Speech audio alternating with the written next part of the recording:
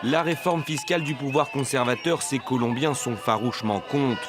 Ils ont rebaptisé Puerto Rellena leur quartier en Puerto Resistencia. C'est ici qu'ont eu lieu certains des affrontements les plus violents avec la police. En Colombie aussi, la contestation sociale bat son plein. Réforme fiscale, explosion du taux de pauvreté et de l'inflation, inégalités sociales grandissantes, violence et racisme à l'égard des populations indigènes. Depuis le 28 avril, les Colombiens disent non à la politique néolibérale et extrême droitière du président Iván Duque. Ce dernier a pourtant décidé de répondre à la mobilisation sociale par la violence et la répression. L'ONG colombienne Temblores, au 26 juin 2021, faisait état de 2005 cas de détention arbitraire, 1617 cas de violences physiques, 73 homicides et 28 agressions sexuelles. Au total, l'ONG estime à 4687 le nombre de cas de violences policières. Une gestion policière fortement critiquée par la CIDH et Amnesty International. Pour tenter d'y voir plus clair et de comprendre la situation sur place, j'ai reçu Olga L. González, sociologue et spécialiste de la Colombie. D'abord, il faut comprendre que ces manifestations sont historiques en Colombie. Il n'y a pas vraiment eu d'aussi grosses manifestations depuis 50 ans. Ils ont vraiment bouleversé la société colombienne de par la quantité d'endroits différents où elles se sont produites et aussi de par la nouveauté de certains types de manifestants, types de revendications aussi. Par exemple, la jeunesse, mais vraiment entre 16 et 25 ans. Donc, c'est eux qui sont allés manifester en masse. La première ligne, notamment, ce sont des jeunes qui prennent des armures fabriquées par eux-mêmes ou des boucliers artisanaux pour dire on va défendre les manifestants, on va se battre si besoin est avec la police. Et par exemple, la première ligne, vous n'en aviez pas avant 2021, peut-être un tout petit peu en 2019 lors des dernières manifestations, mais là, c'est devenu un sujet politique.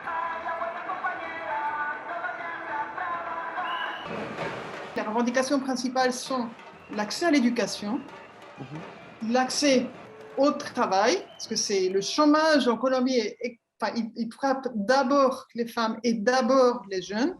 Ce sont les deux catégories vraiment qui sont surexposées au chômage, la précarité, conditions de travail extrêmement mauvaises pour la plupart des gens, et enfin les violences policières. Il y a eu une proposition de réforme fiscale en 2021 qui, elle, était précédée d'une proposition encore de réforme fiscale en 2019. Et toutes les deux ont donné lieu à des manifestations de refus de la part de la population colombienne. Pourtant, la Colombie reste un des pays les plus inégalitaires de l'Amérique latine. L'Amérique latine est un des continents les plus inégalitaires au monde. Et ces réformes fiscales, c'est des cadeaux pour les grandes entreprises. Il y avait des exonérations pour les grandes entreprises. Il y avait aussi, pour cette réforme de 2021, il y avait une fiscalité plus importante pour les classes moyennes. Depuis 1991, les présidents ont voulu privatiser tout ce qu'ils pouvaient privatiser tout en ouvrant la porte à ce qu'ils appellent l'investissement étranger parce que, soi-disant, l'investissement étranger allait sauver l'emploi. Il se trouve que la Colombie est aujourd'hui dans une situation de concentration aussi de la part de ces multinationales et qui notamment ont investi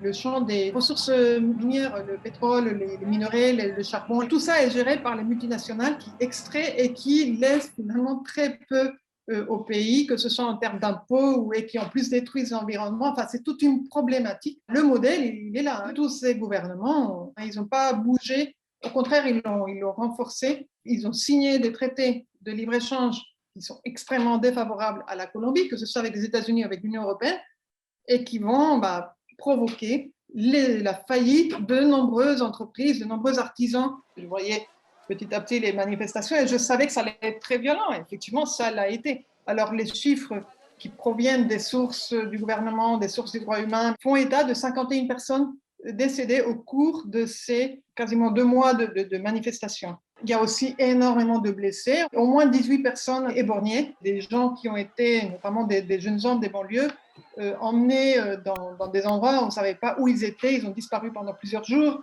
Après, ils réapparaissaient, mais ils avaient subi parfois des tortures. Crimes sexuels aussi, il y a eu. La Cour suprême de justice, d'ailleurs, colombienne, a déjà condamné l'État colombien à cause de détraitements infligés par la police. J'ai l'immense honneur de vous présenter notre nouveau président, Iván Duque. Sous les cris de joie de ses partisans, le candidat de droite célèbre sa victoire.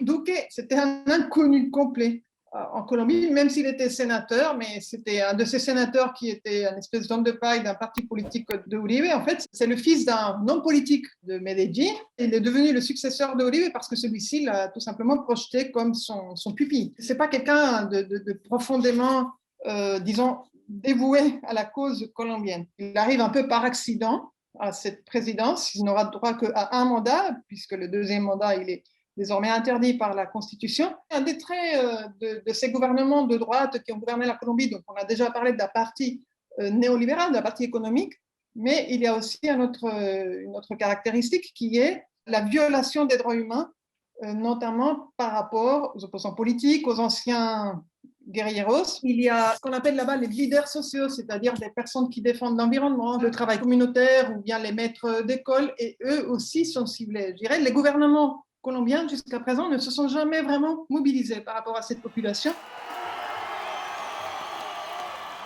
L'ambiance générale de la jeunesse en Colombie, c'est il n'y a pas d'espoir pour nous dans ce pays, il n'y a pas d'issue, il ne nous reste qu'à partir.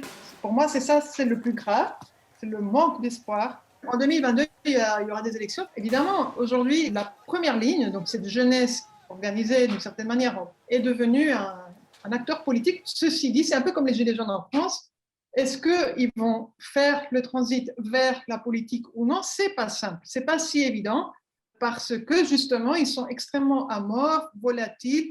Parfois, ils ont des contradictions entre eux. Il y a aussi des campagnes des partis politiques d'opposition pour que toute cette jeunesse vote. Parce qu'il y a un problème en Colombie, pratiquement tous les autres pays d'Amérique latine ont un vote obligatoire. En Colombie, non. Et l'abstention, y compris pour l'élection présidentielle, est énorme, et chez les jeunes, elle est monstrueuse.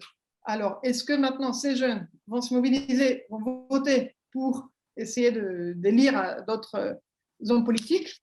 On espère que oui, hein.